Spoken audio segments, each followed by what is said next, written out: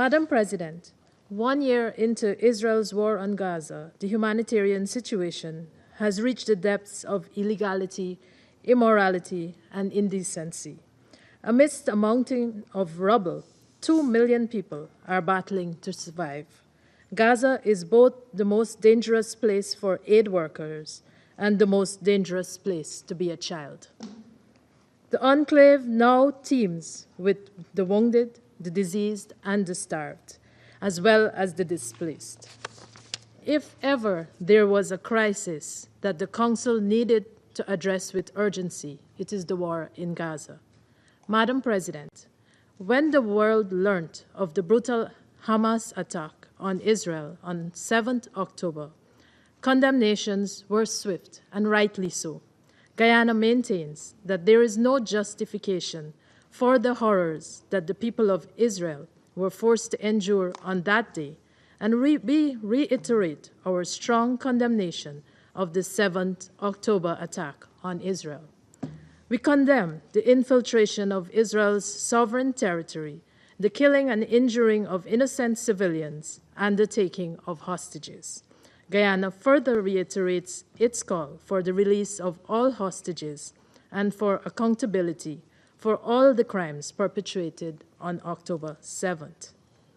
As Israel's response to the 7th October attack unfolded, the world was stunned by the brutality of the response and by the complete disregard for every tenet of international law, including international humanitarian law. The response continues to be characterized by the bombing of hospitals, schools, shelters, homes, and other civilian infrastructure.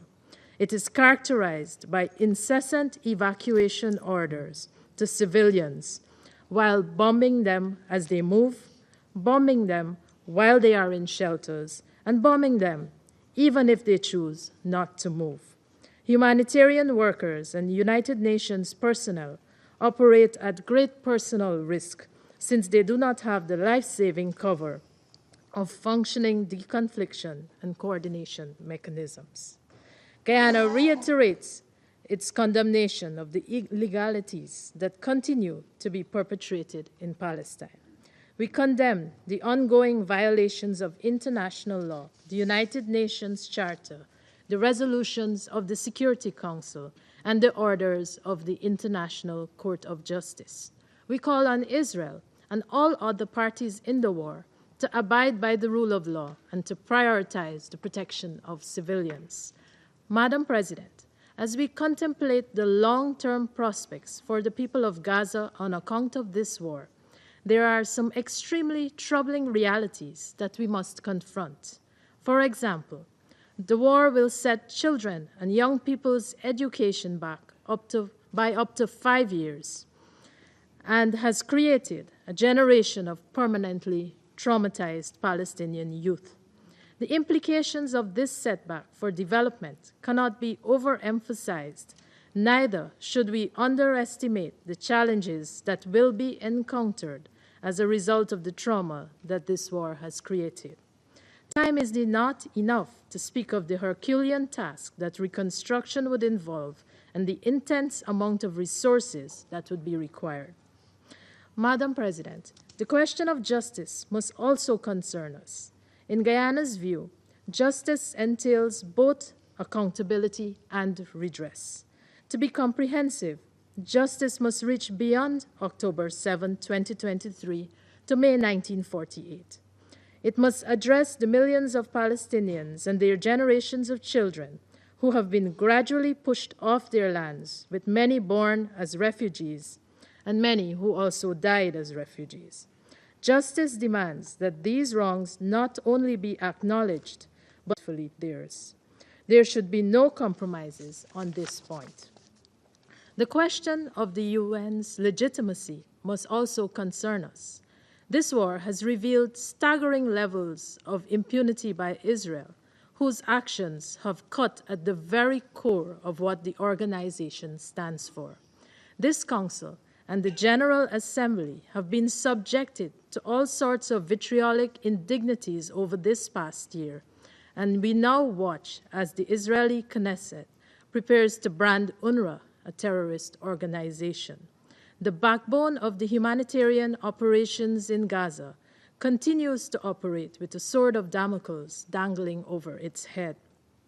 The UN and all peace-loving and moral countries must not allow Israel to shutter UNRWA and with it, life-saving support for millions of Palestinians. Let us act now to safeguard the purposes and the principles of this organization. Madam President, the history of the Israeli-Palestinian conflict has shown that seeds sown in blood cannot produce plants of peace and security. On the contrary, they produce weeds of fear, of turmoil, of chaos, of insecurity, of injustice, and a constant looking over the shoulder, unsure of when the next bullet or bomb or rocket or stone would be used to perpetuate the cycle of violence. Israel must seek the only true path to peace, dialogue towards the two-state solution. Anything less is an injustice to its own citizens who live in the shadows of war and with a very fragile sense of security. Allow me to issue 3 important calls. First, this Council must take action to turn the tide on the ground. We cannot suspend our responsibility for the maintenance of international peace and security and hope that others will carry it out for us. Let us be united in this effort to halt the suffering across the Middle East in a war that is consuming Palestine's children. Guyana, therefore, reiterates its demand for a ceasefire and is ready to work with the Council to ensure that the ceasefire is achieved. Second, the humanitarian situation, purely man-made, is a shock to the human conscience. Civilians in Gaza desperately need our intervention, and not just with our resolutions or press statements. They need tangible action on the ground to secure urgent relief and permanent peace. Guyana therefore calls on the Council to enact measures that would deliver peace both in the short and long term. Finally, Guyana reiterates its appeal for the prioritization of all civilian lives.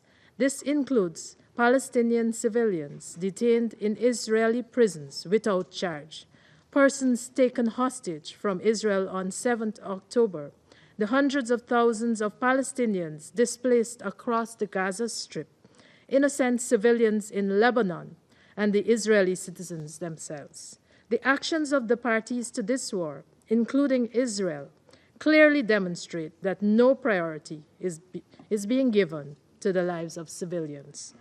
Madam President, I conclude by underscoring the need for urgent action to address the humanitarian crisis in Gaza and end the ongoing violence in the Middle East. Guyana is prepared to do its part to this end. I thank you.